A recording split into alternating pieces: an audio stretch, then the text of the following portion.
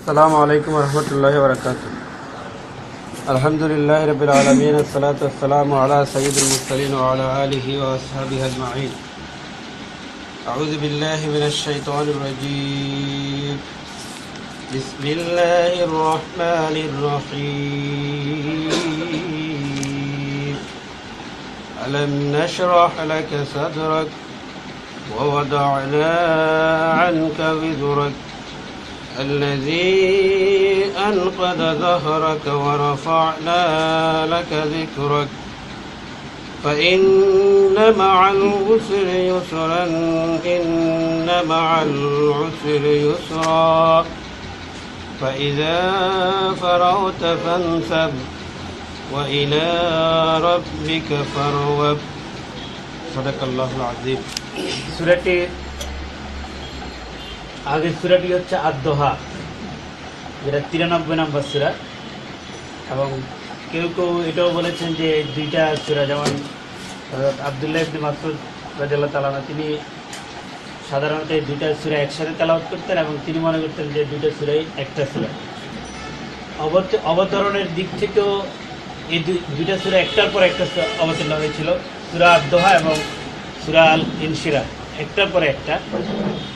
তো সিরিয়াল করলে হয় 10 নম্বর এবং 11 নম্বর, অথবা 11 বা 12 অবতরণের দিক থেকে, যে 11 নম্বর সূরা হিসাবে এটা অবতরণ হয়েছে অথবা 12 নম্বর সূরা হিসাবে অবতরণ হয়েছিল। তো এই দুইটা সূরাই রাসূল সাল্লাল্লাহু আলাইহি সাল্লামকে উদ্দেশ্য করে বেশিরভাগ বক্তব্যই এসেছে এবং মক্কার জিন্দেগিতে যখন রাসূল সাল্লাল্লাহু আলাইহি সাল্লামের জীবনকে অতিষ্ঠ করে তোলা হয়েছিল, জীবনকে দুর্বিষহ করে তোলা হয়েছিল, সেই কঠিন সময়গুলোতে এই সূরাটি অবতীর্ণ হয়।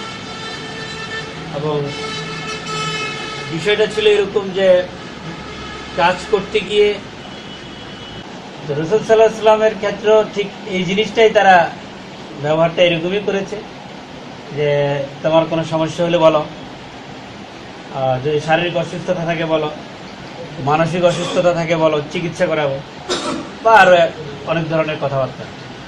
এরকম কঠিন পরিস্থিতিতে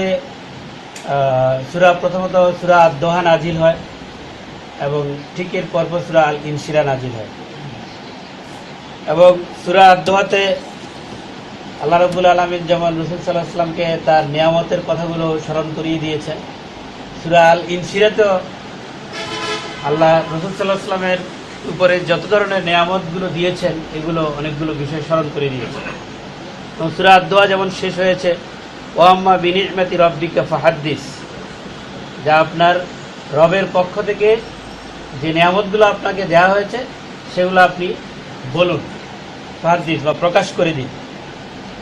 এটা দিয়ে সূরা আদ-দোহা শেষ হয়েছে এবং আবার নতুন নিয়ামতের কথা বলে সূরা আল-ইনশিরাহ শুরু হয়েছে। তো সূরা আদ-দোহাতে যে নিয়ামতের কথাগুলো বলা হয়েছে সেগুলো ছিল এক ধরনের নিয়ামত, যেমন ধরেন বেশিরভাগ নিয়ামতগুলোই রাসূল সাল্লাল্লাহু আলাইহি সাল্লামের নবুয়ত প্রাপ্তির আগের বিভিন্ন সময়ের কথা। রাসূল সাল্লাল্লাহু আলাইহি সাল্লাম যেমন ইয়াতীম ছিলেন এবং সে অবস্থায় আল্লাহ তাকে ফেলে যাননি, বরঞ্চ তাকে গাইড করেছেন বিভিন্নভাবে, এই কথাগুলো সেখানে বলা হয়েছে। আর এই সূরা আল-ইনশিরাহতে যে নিয়ামতেরগুলো কথা বলা হয়েছে সেগুলো নবুয়তের মতো কঠিন দায়িত্ব পালনের সাথে সম্পৃক্ত অনেকগুলো নিয়ামত। নবুয়ত এটাও একটা নিয়ামত এবং এই নবুয়তটা নিয়ামত হচ্ছে পৃথিবীর সবার জন্য এবং পৃথিবীর মানুষের জন্য সবচেয়ে বড় নিয়ামত। এটা আমরা কোরআনে পাই, যেমন আল-ইয়াওমা আকমালতু লাকুম দীনাকুম ওয়া আতমামতু আলাইকুম নি'মাতি। এখানে নিয়ামতের কথা বলছেন যে নিয়ামতকে আমি খতম করে দিয়েছি। সেই হিসাবে বলা যায় নবুয়ত পৃথিবীর সবচেয়ে বড় নিয়ামত এবং এই নিয়ামতটা তো নবুয়তের সাথে নবুয়তের দায়িত্ব পালন করতে গিয়ে যত ধরনের সমস্যা রাসূল সাল্লাল্লাহু আলাইহি ওয়াসাল্লামের উপর আসছে, এই সমস্যাগুলো উত্তরণের জন্য আল্লাহ রাব্বুল আলামিন রাসূল সাল্লাল্লাহু আলাইহি ওয়াসাল্লামের প্রতি যে নিয়ামতগুলো দিয়েছেন সেই নিয়ামতগুলো সূরা আল-ইনশিরাহতে আসছে। তো সূরার ক্ষেত্রে যেমন ইবনে কাসির রহমতুল্লাহ আলাইহি সহ আরো বেশ কিছু মুফাসসিরিন ওনারা বলছেন যে সূরা আদ-দুহা থেকে শুরু করে আমপারার শেষ দিকের প্রায় অধিকাংশ সূরাগুলোতেই আল্লাহর বিভিন্ন নিয়ামতের কথা আসছে। এই জন্য ইবনে কাসির রহমতুল্লাহ আলাইহি বলছেন বা আরো অনেকে বলছেন যে এই সূরাগুলো প্রতিটা সূরার শেষে তাকবীর দিয়ে শেষ করে আবার নতুন সূরা তেলাওয়াত শুরু করা, এবং আমাদের অনেক কারিও দেখা যায় তেলাওয়াত করতে গিয়ে তাকবীর দিয়ে তারপরে আবার তেলাওয়াতটা শুরু করছে। তো এই সূরার কিছু ফজিলতের কথা আসছে, এই যে যাদের বিভিন্ন কারণে যাদের হৃদয়ে চাপ অনুভব হয়, মানুষ বিভিন্ন কারণে পেরেশানির মধ্যে থাকে, বিভিন্ন কারণে মানুষের হৃদয়ে কষ্ট আসে, যারা এই সূরাটা রেগুলার তেলাওয়াত করবে তাদের মধ্যে সে হৃদয়ের চাপটা তারা অনুভব করবে না এবং তাদের হৃদয়ের কষ্টটা তারা রিলিফ পাবে। আরেকটা আসছে যারা অনেকে বিভিন্ন ধরনের হার্টের সমস্যায় থাকে, হার্টের প্রবলেমে থাকে, কারো হার্ট অ্যাটাক, কারো হার্টে ব্যথা করে, বিভিন্ন ধরনের সমস্যায় থাকে, এবং এটাও বলা হয়েছে যে এই সূরা যারা রেগুলার তেলাওয়াত করবে তাদের হার্টের প্রবলেম আল্লাহর রহমতে আল্লাহ চাইলে দূর করে দিতে পারে। এই সূরাটা এরকম একটা গুরুত্বপূর্ণ সূরা। এবং যাদের আপনার ইউরোলজির সমস্যা, প্রস্রাবের সমস্যা, হার্ট এবং ইউরোলজি দুইটা লাইনের সমস্যা, তাদের ক্ষেত্রে এই সূরার ফজিলতে আসছে যে তাদেরও এই সূরা যদি তারা তেলাওয়াত করে তাদের উপকার হতে পারে। তো আল ইনশিরাহ, এখানে সূরার নাম থেকে আমরা যেটা পাই যে শারহ, এটা একটা আরবি ভাষার শব্দ যেটার মানে হচ্ছে কোনো কিছু কাটা, খুলে ফেলা, খোলাসা করা, একদম ব্যাপকভাবে খুলে ফেলা, আবার ব্যাপকভাবে ব্যাখ্যা করা, অনেকগুলো অর্থ হতে পারে। তো যে জিনিসটা এর আগে বোঝা খুব কঠিন ছিল, বোঝার মতো কোনো বিষয় ছিল না, দেখতে মনে হচ্ছিল কোনো মানুষের ছবি, কিন্তু খুলে এটা দেখা গেল যে না, এটা অন্য কোনো ঝামেলা জিনিস, অথবা দূর থেকে দেখে মনে হচ্ছিল অনেকগুলো গাছপালা, কিন্তু স্পষ্ট হওয়ার পরে বোঝা গেল না, এগুলো সবগুলো হচ্ছে বালি, কথার কথা। অর্থাৎ এমনভাবে খোলাসা করা যাতে করে পরিষ্কারভাবে সব কিছু উপলব্ধি করা যায়। এমন জটিল ছিল, খোলার পরে পুরোটাই জিনিস পরিষ্কার হয়ে যায়। এমনভাবে গিটটা পাকানো ছিল, খোলার পরে দেখা যায় একদম সরল সুতা খোলা হয়ে গেছে, এরকম জিনিস হচ্ছে শারহ। তো যেহেতু সূরার শুরুতেই আছে আলাম নাশরাহ লাকা সাদরাকা, তো আল্লাহর বর্ণনা ভঙ্গির একটি স্টাইল, কারণ হচ্ছে কোরআনে এক এক সূরা আল্লাহ রাব্বুল আলামিন এক এক স্টাইলে উপস্থাপন করেছেন। উপস্থাপন ভঙ্গি এক একটার এক এক ধরন। এখানে নেগেটিভ, নেতিবাচক প্রশ্ন দিয়ে আল্লাহ রাব্বুল আলামিন পজিটিভ বক্তব্য উপস্থাপন করেছেন, যে আমি কি আপনার বক্ষ উন্মোচন করে দিইনি? যে শারহ, উন্মোচিত করা। আর ইনশিরা আস-সাদর, অর্থাৎ এই বক্ষ উন্মোচিত করা, এই কথাটা কোরআন শরীফে 4 বার আসছে, পবিত্র কোরআনে 4 বার আসছে। এই যে বক্ষ উন্মোচন করাটা কি জিনিস, এই জিনিসটা উপলব্ধি করার জন্য আমরা যদি চেষ্টা করি, তো 4 বার আসছে। যেমন সূরা আনআমের 125 নম্বর আয়াত, সেখানে আসছে ফামান ইউরিদিল্লাহু আন ইয়াহদিয়াহু ইয়াশরাহ সাদরাহু লিল ইসলাম, অর্থাৎ আল্লাহ যাকে পথ প্রদর্শন করতে চান, যাকে হেদায়েত দিতে চান ইসলামের জন্য, তার হৃদয়টা, বক্ষটা আল্লাহ উন্মোচন করে দেন। এই অর্থে, অর্থাৎ যেটাকে আমরা ফার্সিতে যেমন রাসূল সাল্লাল্লাহু আলাইহি ওয়াসাল্লাম সিনাসাক বলে থাকি, বক্ষ উন্মোচন, সেটা সুনির্দিষ্ট একটা অর্থ আছে, আবার ব্যাপক অর্থ আছে। এখানে ইনশিরা আস-সাদর, বক্ষ উন্মোচন, এই অর্থে ব্যবহার হলো যে আল্লাহ যাকে হেদায়েত দিতে চান তার হৃদয়টা ইসলামের জন্য উন্মুক্ত করে দেন। এখানেও মুফাসসিরিনগণ বিভিন্ন রকমের কথা আসছে যে ইসলামের জন্য উন্মুক্ত করা হৃদয়টা আর ঈমানের জন্য উন্মুক্ত করা একটু ব্যতিক্রম আছে। ইসলামের জন্য উন্মুক্ত করা অর্থ হচ্ছে যে তার হৃদয়ের মধ্যে আল্লাহ রাব্বুল আলামিন সমস্ত, তাকে যদি হেদায়েত দিতে চান ইসলামের ব্যাপারে, সমস্ত পজিটিভ জিনিসগুলো তার ভিতরে আল্লাহ ঢুকিয়ে দিবেন, তার মধ্যে, সেই দেমাগের মধ্যে, তার হৃদয়ের মধ্যে সমস্ত উপলব্ধিগুলো আল্লাহ ঢুকিয়ে দিবেন, এবং সে ইসলামের মাহাত্ম্য উপলব্ধি করতে পারবে। এবং এই উপলব্ধি যখনই করতে পারবে, আর সেটা যদি উপলব্ধি করে গ্রহণ করে, তখনই সেই ইমানদার হবে। আচ্ছা, যেমন সূরা জুমারে এই ইনশিরাহ কথাটা আসছে, আফামান শারাহাল্লাহু সাদরাহু লিল ইসলামি ফাহুয়া আলা নূরিম মির রাব্বিহি, অর্থাৎ আল্লাহ যার পক্ষ ইসলামের জন্য মুক্ত করে দিয়েছেন, সে তার রবের পক্ষ থেকে আলো দেখতে পায়।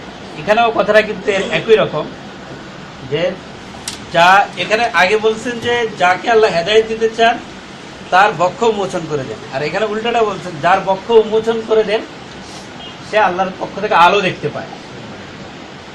সে আলো দেখতে পায় এবং সে আলোই তাকে হেদায়েতের দিকে নিয়ে যায়। তার মানে বোঝা গেল এই দুই জায়গায় বক্ষ উন্মোচনের কথাটা আসছে, হৃদয়ের এমন প্রশস্ততা, যে প্রশস্ততা দিয়ে সে আল্লাহর সম্মুখ আলো এবং হেদায়েতের আলো উপলব্ধি করতে পারে। আবার অন্য জায়গায় তৃতীয় সূরা তোহার 25 নম্বর আয়াতে বক্ষ উন্মোচনের কথাটা আসছে, যেটা হযরত মূসা আলাইহিস সালাম তিনি যখন আল্লাহর সাথে দেখা করতে গেলেন, আল্লাহর সাথে কথা বলতে গেলেন, গিয়েছিলেন আগুনের জন্য, এবং গিয়ে দেখে যে যখন কথা আসলো এবং আল্লাহ যখন কথা বললেন, তো আল্লাহর সাথে যখন কথা বলতে গেলেন তখন আল্লাহ রাব্বুল আলামিন প্রশ্ন করছে মূসা আলাইহিস সালামকে, তোমার হাতে কি? তিনি বললেন, আমার হাতে লাঠি। তো মূসা আলাইহিস সালাম তো নিঃসন্দেহে জানতেন যে আল্লাহ যে প্রশ্ন করছেন তোমার হাতে কি, তো আল্লাহ নিশ্চয়ই জানেন না যে তোমার হাতে কি। তো মূসা আলাইহিস সালাম হয়তো এটাও বলতে পারতেন যে আল্লাহ আপনি তো জানেনই আমার হাতে কি, বা আল্লাহ তো ভালো জানে, আল্লাহ তো জানেনই আমার হাতে কি। তা না বলে তিনি লাঠি বললেন। লাঠি শুধু বললেন না, আরও বললেন যে এটা দিয়ে আমি ট্যাগ দিয়ে দাঁড়াই, গাছের পাতা পাড়ি, ছাগলকে খাওয়াই, আরও অনেক কাজ করি। অর্থাৎ উনি কথাটাকে দীর্ঘায়িত করতে চাইলেন, তার মানে তার টার্গেট ছিল হচ্ছে আল্লাহর সাথে কথাটা আরেকটু লম্বা করা। এই জন্য তিনি কথাটাকে পেঁচাইয়া আরেকটু সময় বেশি থাকতে চাইলেন। আর আল্লাহ তার মাঝখান দিয়ে ঢুকিয়ে দিলেন যে ফেরাউনের কাছে যান। মূসা আলাইহিস সালামের কাছে কোন কথাটা বেশি আকর্ষণীয় ছিল? আল্লাহর সাথে কথা বলো না ফেরাউনের সাথে কথা বলা? নিঃসন্দেহে আল্লাহর সাথে কথা বলাটা বেশি আকর্ষণীয় ছিল। আর আল্লাহ তার মুড ঘুরিয়ে দিল, ফেরাউনের কাছে যান, দুনিয়ার সবচেয়ে খারাপ লোক সেই মধ্যে ফেরাউন। আর আল্লাহর সাথে কথা বলাটা তো তুলনাই হয় না। আর আল্লাহ বললেন যে কথা বলো কার সাথে? ফেরাউনের কাছে। এখন মূসা আলাইহিস সালাম সেই মুহূর্তে যে দোয়াটা করছিলেন, ক্বালা রাব্বি ইশরাহ লি সাদরি, এখানেও তিনি আল্লাহর কাছে দোয়া করলেন যে আমার বক্ষটা উন্মোচন করে দেন, প্রশস্ত করে দেন। মূসা আলাইহিস সালাম যখন নবুয়তের দায়িত্বটা পেলেন, তখন তিনি চাপ অনুভব করলেন, প্রচণ্ড একটা চাপ অনুভব করলেন।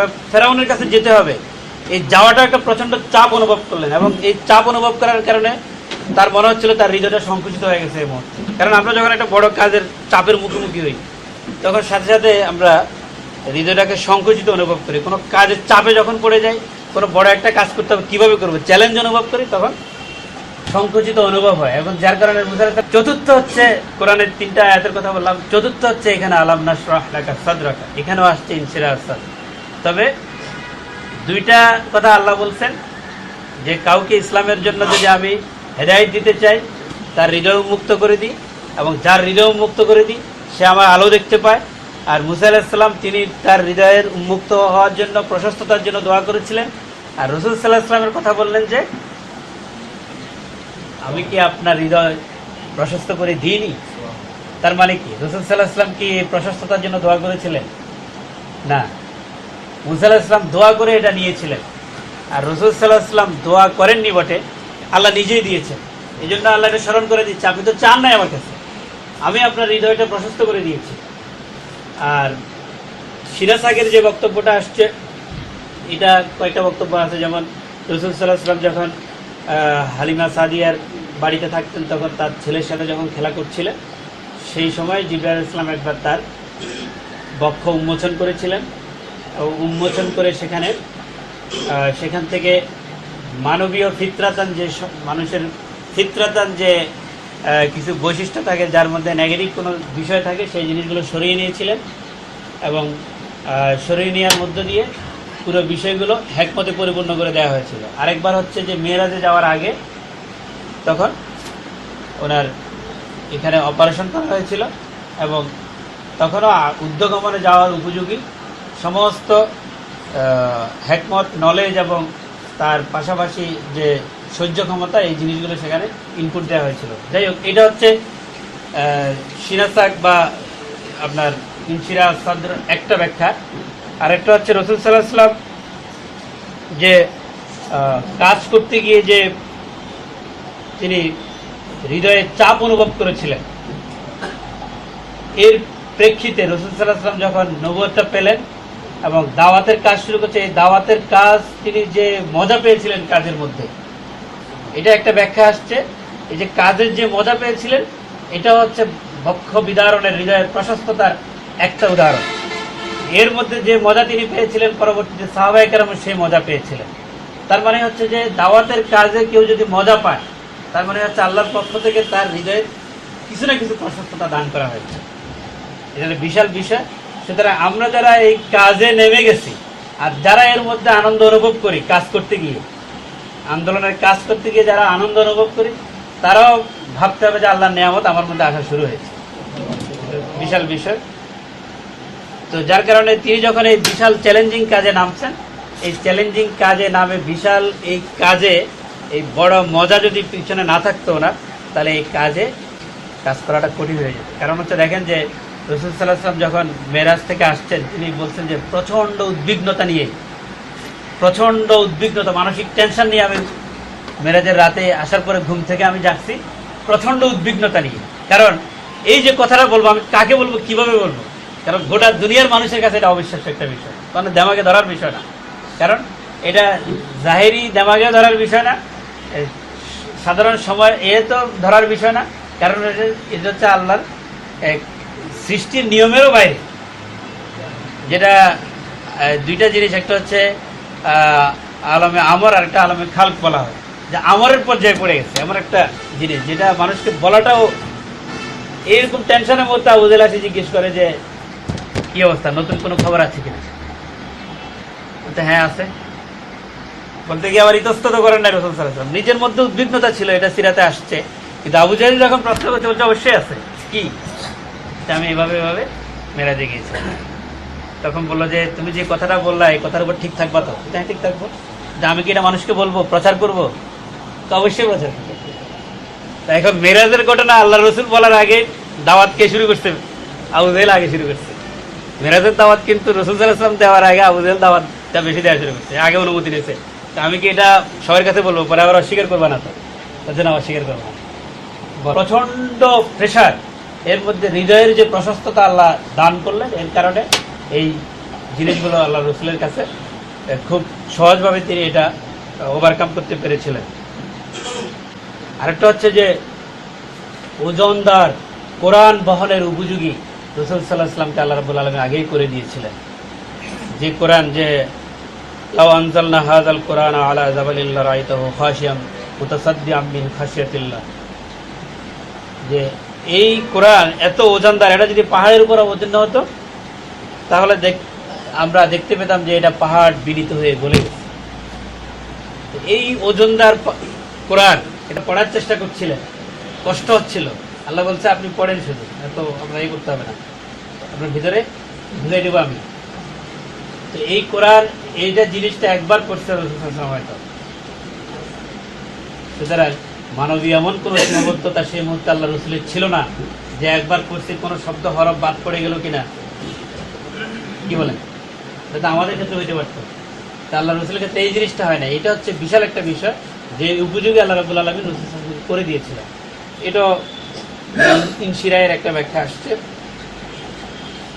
তো এখানে আলাম নাশরাহ লাকা সাদরাক, তো ব্যাখ্যাকারকরা মুফাসসিরিনরা এখানেও ব্যাখ্যা করছেন যে এই যে লাকা মুকাদ্দাম হিসেবে, লাকাকে পরে না বলে আগে বলছে, লাকা সাদরাক হইতে পারতো আলাম নাশরাহ সাদরাক লাকা, সাধারণ নিয়ম অনুযায়ী হলে। তো ব্যাখ্যাকারকরা বলছেন যে এটার কথা হচ্ছে, এটার কারণ হচ্ছে স্পেশালি এটা শুধু রাসূল সাল্লাল্লাহু আলাইহি ওয়াসাল্লামের জন্যই করা হয়েছে এবং এমন স্পেশাল করা হয়েছে আগে পরে এই জিনিসটা আর কাউকে দান করা হয়, এই জন্য স্পেশালি এই ব্যবহারটা করা হয়েছে। হৃদয়ের প্রশস্ততা দান করেছেন এবং যেখান থেকে আমরা বুঝতে পারি যে যারাই এই দিনের মেসেজকে এখন গ্রহণ করবে, এই কোরআনের মেসেজকে যারা গ্রহণ করবে, আল্লাহ রাব্বুল আলামিনের এই নিয়ামত তাদের জন্য আল্লাহ রাব্বুল আলামিন দান করবেন, যেমন সাহাবায়ে কেরামকে দান করেছিলেন। যেমন ধরেন এই মেসেজ নিয়ে, কোরআন নিয়ে আবু বকর রাদিয়াল্লাহু তাআলা আনহুর কাছে যখন বিভিন্নভাবে পরামর্শ আসছিল, চিন্তা আসছিল কি করা যায়। কোরআন শরীফ বিভিন্নভাবে ছড়ানো ছিটানো আছে, বিভিন্ন জনের কাছে বিভিন্ন রকম সংরক্ষিত আছে, এটাকে এক করা দরকার। অনেকে বললো আপনি এটা কিভাবে করবেন, আল্লাহ রাসূল যেটা করে নাই, করে যায় না, আপনি সেটা কিভাবে করবেন, সবগুলো এক জায়গায় এনে আর এটা কিভাবে করবেন। কিন্তু পরে আবু বকর রাদিয়াল্লাহু আনহু নিজে বললেন যে আমার সিনা উন্মুক্ত হয়ে গেছে, আমি অনুভব করলাম এটা করতে হবে। পরে প্রথম বাধা দিয়েছিলেন দিয়ে একজন সাহাবী যেমন ওমর রাদিয়াল্লাহু তাআলা, তিনিও পরে বললেন যে আমার সিনা উন্মুক্ত হয়ে গিয়েছে, আমিও বুঝতে পারলাম এই কাজটা করা দরকার। যার কারণে কোরআন সেভাবে তারা সংরক্ষণ করেছিলেন, কোরআনকে সবগুলো এক জায়গায় এনে এক কপি করে তারপরে বাকিগুলোকে নষ্ট করে দেওয়া হলো। এবং আবু বকর রাদিয়াল্লাহু তাআলা সেই মাস্টার কপি করার পরে পরবর্তীতে ওমর রাদিয়াল্লাহু তাআলার সময় তিনিও কপি করেছেন, পরবর্তীতে আরও কপি হয়েছে এবং যেটা আমরা পেয়েছি। আমি যেটা বলছিলাম যে গুরুত্বপূর্ণ বিষয়, যেমন ধরেন হযরত আবু বকর রাদিয়াল্লাহু তাআলা যখন এই যে জাকাতের মাসালা নিয়ে যখন সমস্যা তৈরি হলো এবং জিহাদের জন্য পাঠানো হবে, বড় বড় সাহাবীরা যখন বাধা দিচ্ছিলেন, তখন আবু বকর রাদিয়াল্লাহু তাআলা বললেন যে যদি একটা ওই যে দড়িসহ ছাগল দেওয়ার কথা ছিল বা ইয়ের দেওয়ার কথা ছিল, আর রাসূলের জামানা যদি দড়িসহ দিত, এখন দড়িসহ দিতে হবে, এটা ছাড়া যদি দড়ি ছাড়া যদি দাও, সে একটা দড়ির জন্য হলে আমি একা হলে যুদ্ধ করব। এই দৃঢ়তা তার ভিতরে কিভাবে আসলো? তখন তো নবুয়তের দরজা তো বন্ধ, কিভাবে আসলো? তার হৃদয়ের সেই প্রশস্ততা, সেটা আল্লাহ রাব্বুল আলামিন উন্মুক্ত করে দিয়েছিলেন। যারা এটা নিয়ে যদি আমরা দৃঢ়ভাবে আঁকড়ে ধরতে পারি এবং দুনিয়ার সমস্ত চাপ যদি আমাদের উপর আসে এবং সেই চাপের প্রেক্ষিতেও আল্লাহ রাব্বুল আলামিন আমাদের হৃদয়কে প্রশস্ত করে দিতে পারেন। ওয়াদা'না আনকা বিজরাক আল্লাযী আনকাযা যাহরাক, আপনার পিঠের উপর এমন বোঝা এমনভাবে অর্পিত হয়েছিল যা আপনার পৃষ্ঠদেশকে বাঁকিয়ে দিচ্ছিল, সেটা আমি উঠিয়ে নিয়েছি। এখানে ধরেন ওয়াদা'না, আমরা একটা জিনিস এক জায়গা থেকে আরেক জায়গায়, এখান থেকে উঠাই আরেক জায়গায় রাখা, এক জায়গা থেকে তুলে আরেক জায়গায় রাখা, এটা হচ্ছে ওয়াদা।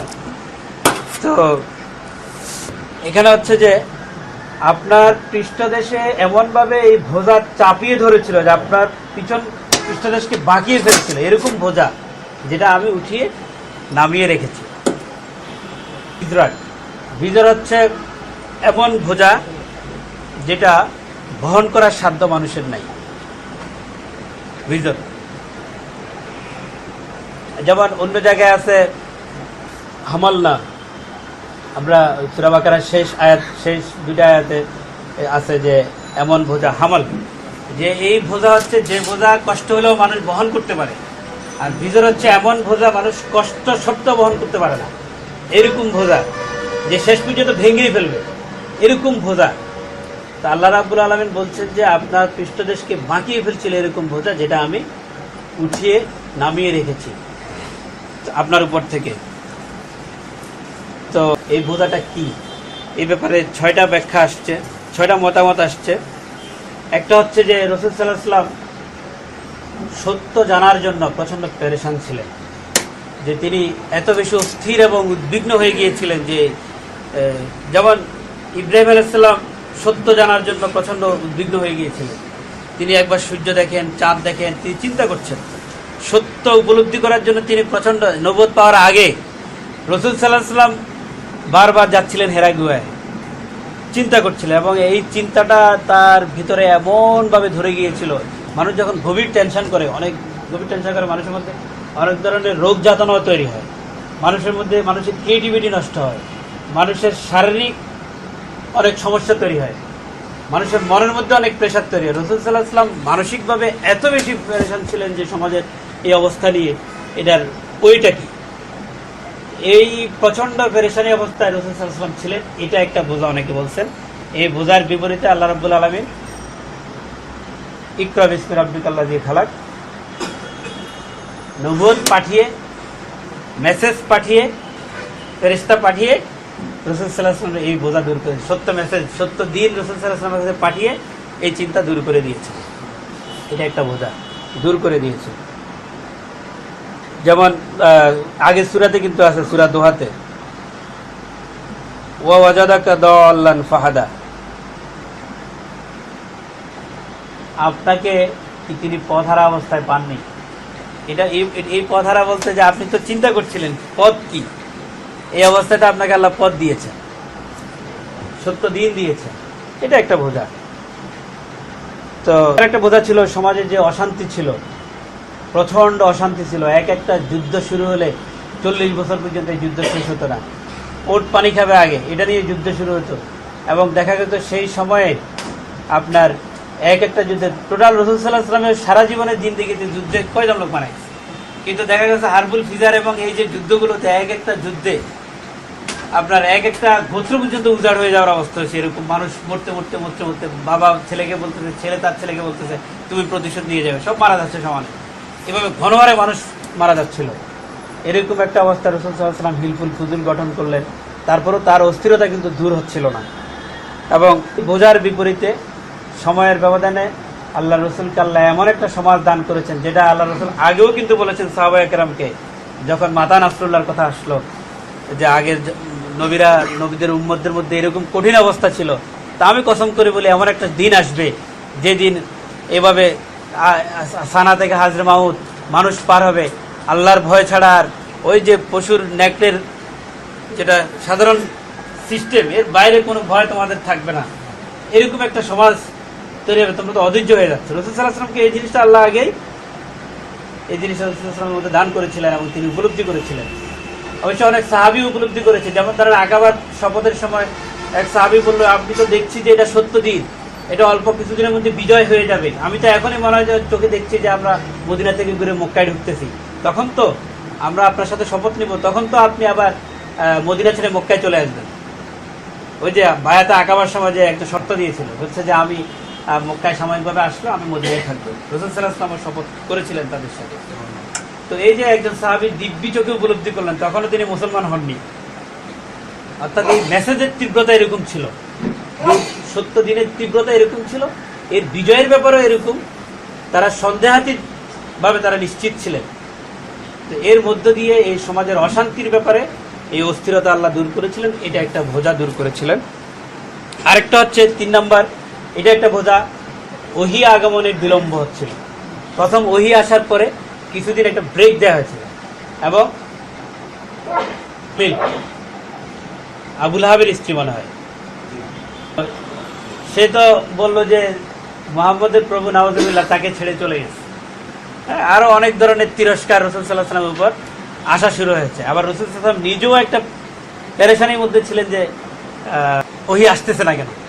এই যে রাব্বুল আলামিন সূরা দোহাতে, পূর্ববর্তী সূরাতেই কিন্তু বলে দিয়েছেন, মা ওয়াদ্দাআকা রাব্বুকা ওয়া মা ক্বালা, আপনার রব আপনার প্রতি মন খারাপও করেন নাই, বিরূপও হননি এবং আপনাকে ছেড়েও যান।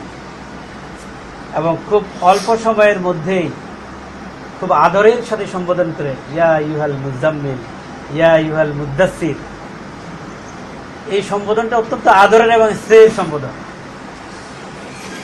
অত্যন্ত, হে কম্বলওয়ালা আবৃত ব্যক্তি, চাদর আবৃত ব্যক্তি, উঠো, এরকম অত্যন্ত আদরের সম্বোধন করে এই বোঝা আল্লাহ দূর করে দিয়েছে। আরেকটা বোঝা, আরেকটা ব্যাখ্যা আসছে, আরেকটা বোঝা রাসূল সাল্লাল্লাহু আলাইহি ওয়াসাল্লামের উপর ছিল, সেটা হচ্ছে প্রত্যাখ্যানের অপমান। প্রত্যাখ্যানের অপমান, এত বিশাল মেসেজ স্বয়ং রবের পক্ষ থেকে, এবং তিনি যেটা তার ইমান আর অন্যদের ইমান তার সেম হওয়ার কথা না। সুতরাং উনার যে ইমান ছিল, উনি যেটা জানেন এবং যে অবস্থা, সে অবস্থা মানুষকে যখন এত দরদের সাথে দাওয়াতটা দিলেন, আর মানুষ যখন গণহারে প্রত্যাখ্যান করছিল, এই প্রত্যাখ্যানের অপমান রাসূল সাল্লাল্লাহু আলাইহি ওয়াসাল্লামের উপর একটা চাপ হয়ে যেতে পারত। তো তো যেমন আল্লাহ রাব্বুল আলামিন যেটা কোরআনে সূরা হিজরের 97 নম্বর আয়াতে বলছেন, ওয়ালাকাদ না'লামু ইয়াদিকু সাদরুকা বিমা ইয়াকুলুন, আমি জানি যে আপনি তাদের কথাবার্তায় আপনি হতোদ্যম হয়ে যান, আপনার হৃদয় সংকুচিত হয়ে যায় তাদের কথাবার্তা। আল্লাহ নিজেই এটা বলছেন যে এরকম হতে পারে আপনার। তো আল্লাহ রাব্বুল আলামিন তাহাজ্জুদ দিয়ে, কিয়ামুল লাইল দিয়ে রাসূল সাল্লাল্লাহু আলাইহি ওয়াসাল্লামের এই যন্ত্রণাও দূর করেছেন। আরেকটা বোঝা ছিল রাসূল সাল্লাল্লাহু আলাইহি ওয়াসাল্লামের কাছে, সেটা হচ্ছে সর্বশেষ নবী হওয়া। এটা একটা বোঝা ছিল, সর্বশেষ নবী হওয়া মানে যে রাসূল সাল্লাল্লাহু আলাইহি ওয়াসাল্লামের মধ্যে যেমন বদরের যুদ্ধ রাসূল সাল্লাল্লাহু আলাইহি ওয়াসাল্লাম যে দোয়াটা করছে, দেখেন যে ইয়া আল্লাহ, আজকে যদি এরা শেষ হয়ে যায় তাহলে আর দিনের জন্য আর কেউ দাঁড়ানোর তো কেউ নাই। এই যে চাপ রাসূল সাল্লাল্লাহু আলাইহি ওয়াসাল্লাম বদরের ময়দানে আগের রাতে রাসূল সাল্লাল্লাহু আলাইহি ওয়াসাল্লাম এই দোয়াটা কিভাবে করলেন, কেন করলেন? এই চাপটা এরকম ছিল যে বললেন যে আজকে যদি এরা শেষ হয়ে যায় তাহলে তার কেউ নাই। আর নিজের মধ্যে এটা ছিল যে আমি তো শেষ নবী, আর আমি যদি কোনো কারণে যদি আমার মিশন যদি সাকসেস না হয়, নাউজুবিল্লাহ, যদি কোনো কারণে আমার মিশন যদি সফল না হয় তাহলে কি হবে? দুনিয়া তো শেষ হয়ে যাবে।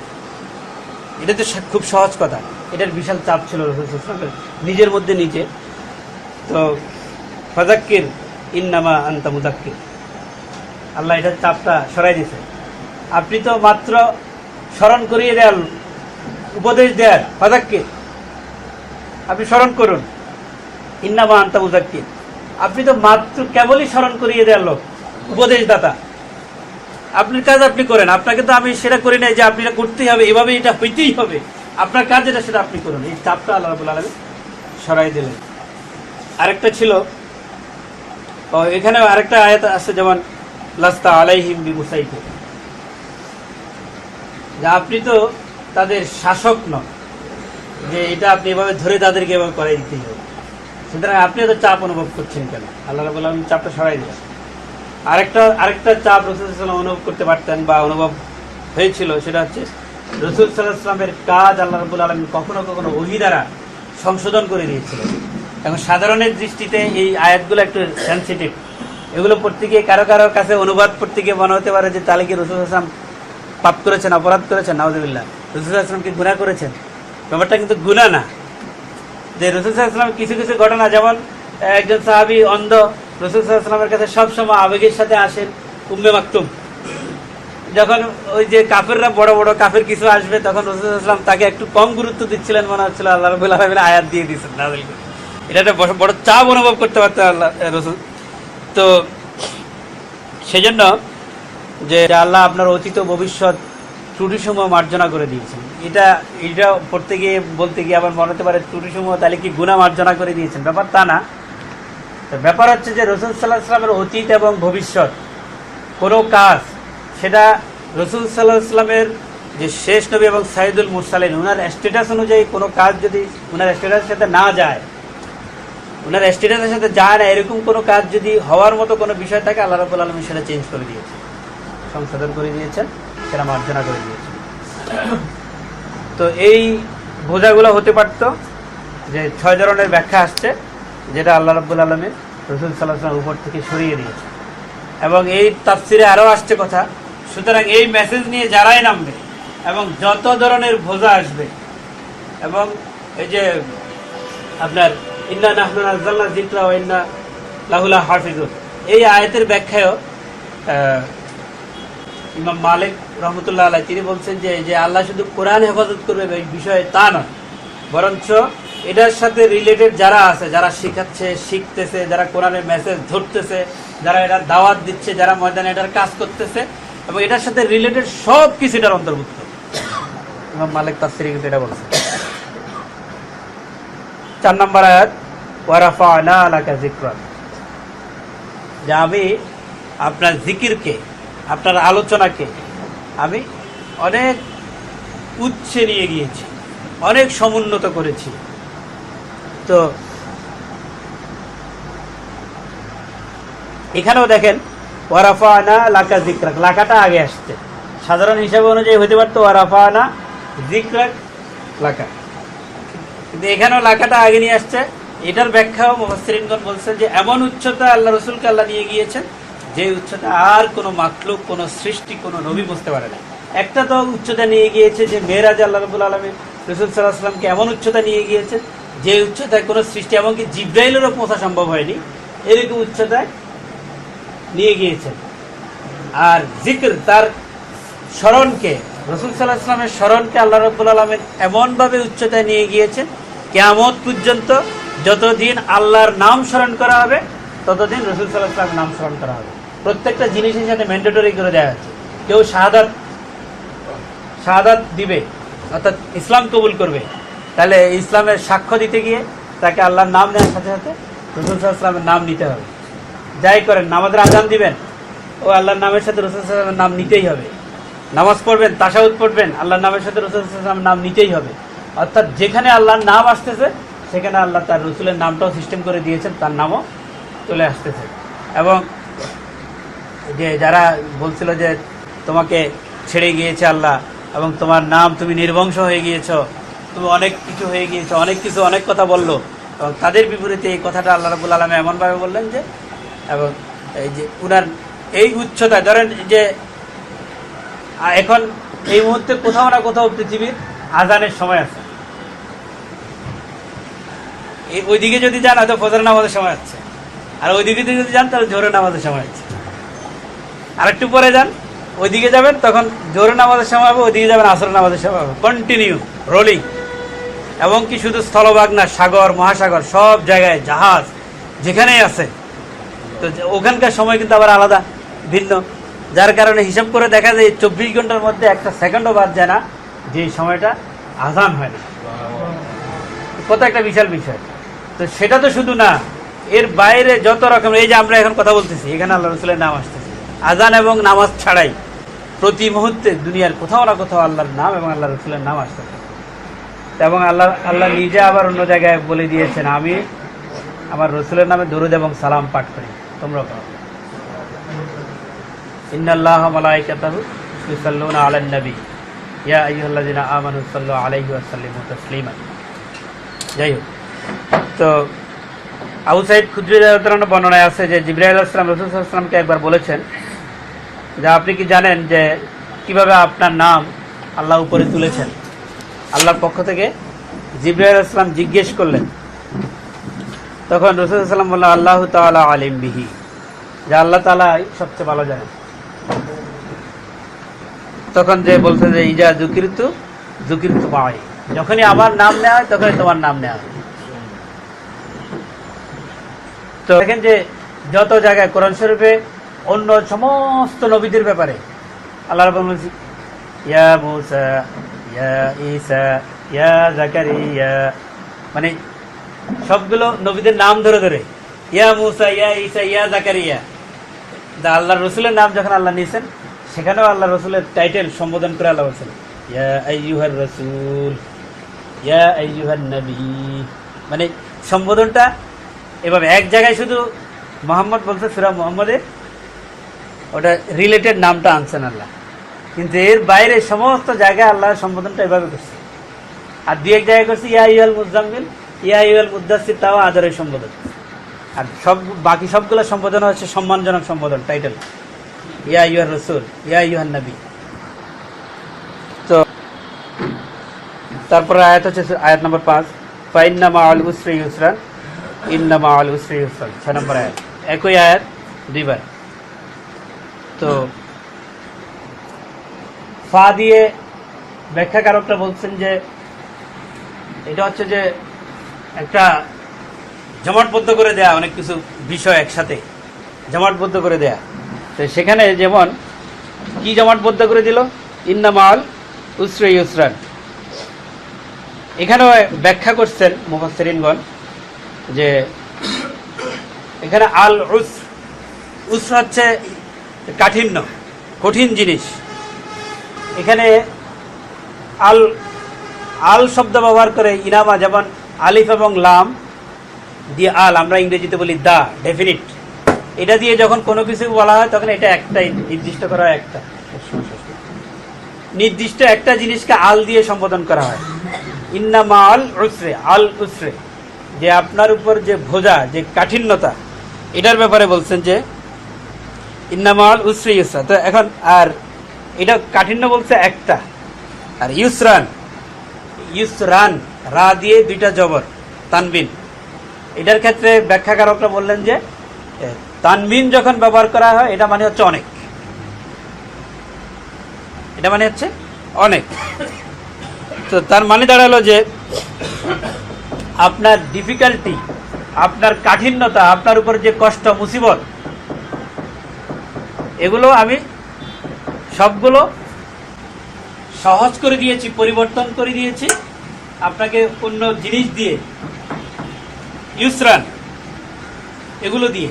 তার মানে হচ্ছে কি, কাঠিন্য বোঝা হচ্ছে আপনার একটা, আর এটার বিপরীতে আমি যেটা দিলাম সেগুলো হচ্ছে অনেক, অনেক বেশি, অনেক বেশি দিলাম। সুতরাং কাঠিন্য সেটা যত শক্ত জিনিসই হোক, মুসিবত যেটা যত শক্ত মুসিবতই হোক, সেটা যত কঠিনই হোক, যেটা যত বেশি সময় ধরেই হোক, এর বিপরীতে ইউসরান যেটা আসবে সেটা তার চেয়ে 1000 গুণ বেশি হবে। সুতরাং এটা আমাদের জন্য আমরা প্রযোজ্য, যত কঠিন মুসিবতে আসুক সেটা মনে করতে হবে একটা। আর এর বিপরীতে আল্লাহর পক্ষ থেকে যে নেয়ামত আসবে, যে সহজীকরণ আসবে, আল্লাহর পক্ষ থেকে যে পুরস্কার আসবে, এই ইউসরান পুরস্কারটা হবে অনেক, 1000। তো এটা দুইবার বলছে, পরবর্তীতে আবার বলছে ইন্না মাআল উসরি ইউসরা, দুইবার বলছে। দুইবারের ব্যাখ্যা মুফাসসিরিনগণ বলছেন যে দুইবারের ব্যাখ্যা বলছে, একটা আপনার পিছনের সমস্ত কাঠিন্য দূর করে আল্লাহর পুরস্কার দিয়ে ভরপুর করে দেয়, আর একটা হচ্ছে সামনের আখেরাতের জন্য ঠিক একই অবস্থা, আখেরাতের কোনো কাঠিন্য আপনাদের সামনে থাকবে না, সবই পুরস্কারে ভরপুর থাকবে। আর আরেকটা হচ্ছে দুইবার বলার উদ্দেশ্যটা আদর করে বলা। আমরা যখন কাউকে খুব বেশি গুরুত্বপূর্ণ বা বেশি আদরের কে বলতে চাই, আচ্ছা দিব দিব দিব, হবে হবে হবে, হয়তো 2-3 বারে বলবে হবে, এটা এমনও হতে পারে আল্লাহ রাব্বুল আলামিন আদর করে বলছে, রসুলকে বলছে, রসুলের সাথে সাথে আমরা এর সাথে ঢুকে গেছি যে হবে। অর্থাৎ যত কাঠিন্য হোক তোমাদের চিন্তা করে না, হবে, পুরস্কার অনেক বেশি বেশি বেশি। আল্লাহ রাব্বুল আলামিন বারবার করে বলে দিচ্ছেন আমাদের। 7 নম্বর আয়াত, ফাইজা ফারাগতা ফানসাব, যখনই আপনার কাজ শেষ হয়ে যাবে আপনি ফানসাব, দাঁড়িয়ে যাবেন। তো আপনার ফানসাবের বিভিন্ন ধরনের অর্থ অনেকে করছেন, যে দাঁড়িয়ে নিজেকে শেষ করে দেয়া, নিঃশেষ করে দেয়া, এটাও একটা অর্থ হয় ফানসাবের।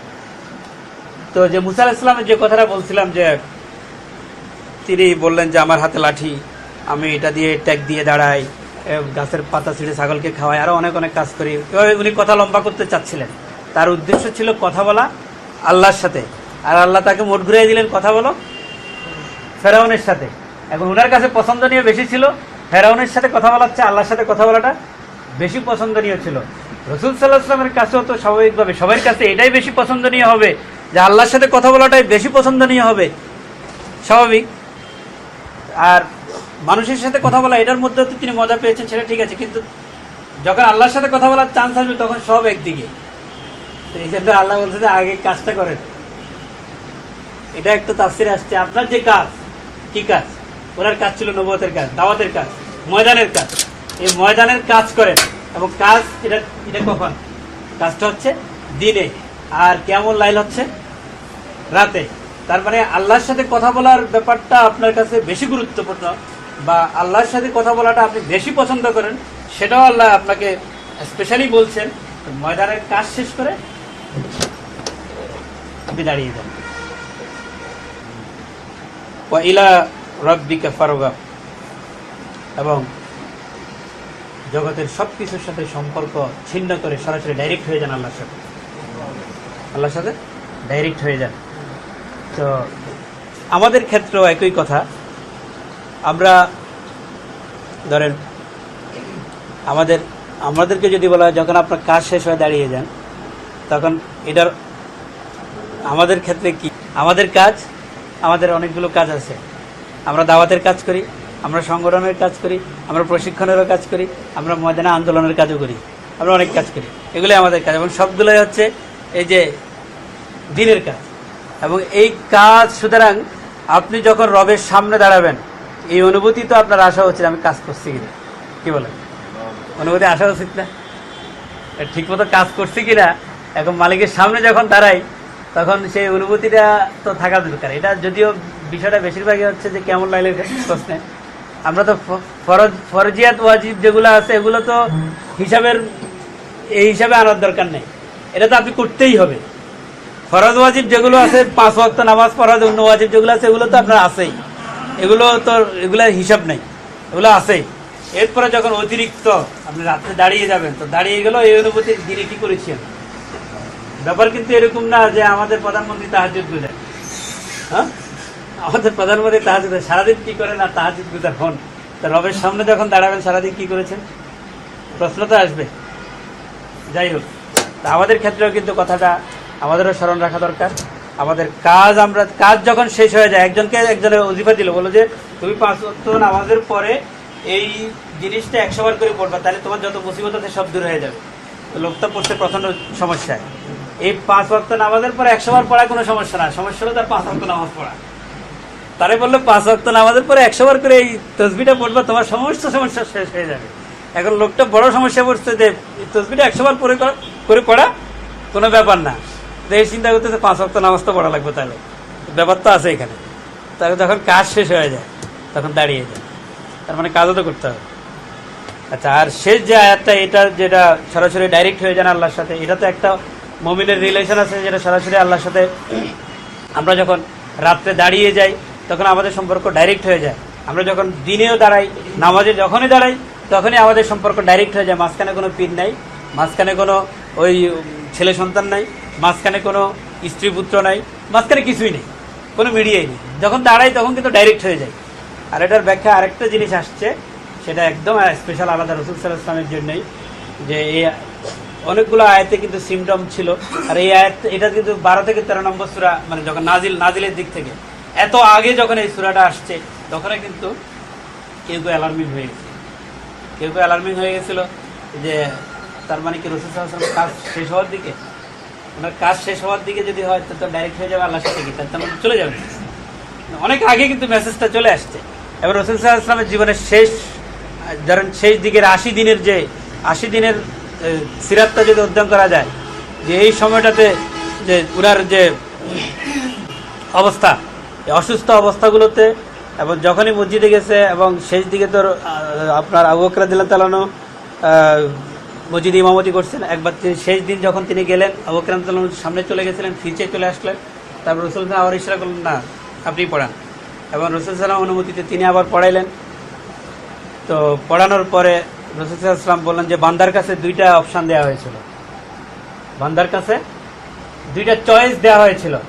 একটা হচ্ছে দুনিয়াতে থাকা, আর একটা হচ্ছে তার মালিকের সাথে থাকা, এবং বান্দা তার মালিকের সাথে থাকাকেই পছন্দ করেছে।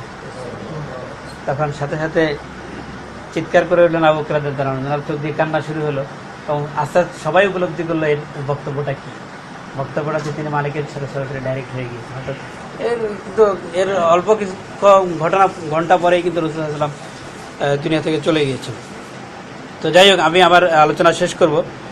এই সূরার তাহলে মূল বিষয় আমরা পেলাম 2টা, একটা হচ্ছে আল্লাহর ভালোবাসা তার রাসূলের প্রতি, আর একটা হচ্ছে রাসূলের মর্যাদা অনেক উপরের স্তরে আল্লাহ রাব্বুল আলামিন নিয়ে গিয়েছেন। এবং চাঁদ সূর্যের দিকে যদি আপনি হাজার হাজার তীর নিক্ষেপ করেন, হাজার হাজার বোমা নিক্ষেপ করেন, চাঁদ এবং সূর্য তার জায়গায় থাকবে। এবং যত শক্তিশালী রকেটে নিক্ষেপ করেন, সেই রকেট দিয়ে পৃথিবী থেকে আপনার রকেট নিক্ষেপ করে চাঁদ এবং সূর্যের ক্ষতি করা সম্ভব নয়। এবং সেরকম পৃথিবীতে যত রকমের কার্টুন, যত রকমের সিনেমা, যত রকমের ব্লগ, যত কিছুই আল্লাহর রাসূলের বিরুদ্ধে রচনা করা হোক, তার স্ট্যাটাস সম্মানের কোনো কমতি হবে না। সুতরাং আমাদের এটা নিয়ে খুব বেশি টেনশনের কিছু নাই, খুব বেশি কিছু নাই। আমাদের উত্তেজিত হওয়ার অধিকার আছে, আমাদের উদ্বেলিত হয়ে যাওয়ার অধিকার আছে, কিন্তু আইন হাতে তুলে নেওয়ার অধিকারও নাই। তো আইন যেটাকে আল্লাহ সেই জায়গায় নিয়ে গিয়েছেন, কেউ ক্ষতি করার কোনো সাধ্য নাই, সামর্থ্য নাই, চেষ্টা করলেও পারবে না। তো বাকি আমরা বরঞ্চ আমাদের জায়গা থেকে আমাদের দায়িত্বটা পালন করা উচিত, এবং আহসান তরিকায়, আহসান পদ্ধতিতে এর জবাবগুলো দেওয়া উচিত। আল্লাহ রাব্বুল আলামিন আমাদেরকে কবুল করুন।